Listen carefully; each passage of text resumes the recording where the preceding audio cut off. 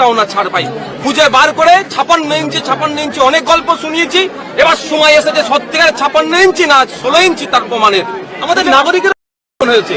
আমি তো প্রশ্ন সরকারকে করব, কেন্দ্র করে ধর্মীয় বিভাজনে ব্যস্ত কেন্দ্রের বিজেপি সরকার যেমন এবং বিভিন্ন জায়গায় বিজেপিরা, কিন্তু সাধারণ মানুষকে এই প্রশ্ন তোলার মাইন্ডকে ডাইভার্ট করে দিচ্ছে যে ওখানে বিভিন্ন লেয়ারের সিকিউরিটি থাকে, তারপরেও কিভাবে দীর্ঘক্ষণ ধরে ওখানে কার্যকলাপ চালালো ওই সমাজ বিরোধীগুলো, মানবতার বিরোধী।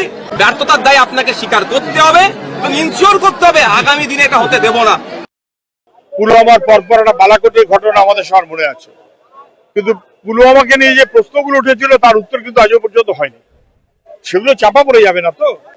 নিশ্চয়ই তার বিরুদ্ধে আমাদের রুখতেই হবে, এ নিয়ে কোনো সন্দেহ নেই। কেন রুখতে পারলো না? কেন নিরাপত্তা ফেল করলো? কেন এতগুলো নিরীহ মানুষ গেল? তাহলে প্রধানমন্ত্রী কাশ্মীর নিয়ে যা বলছিলেন সেগুলো বাতুলতা বলে মনে হচ্ছে। কেন সেটা হলো?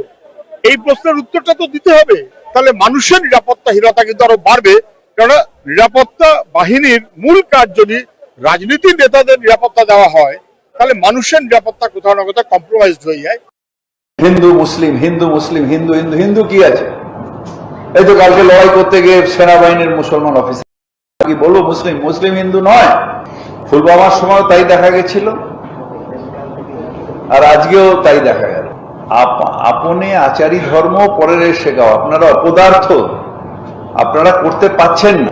ওভার কনফিডেন্সের জন্য আজকে এই অবস্থা। ওই এয়ারপোর্টটুকু, তারপরে শ্মশান বন্ধু কিন্তু আমরা বাড়িতে যাওয়া, তাদের নিয়ে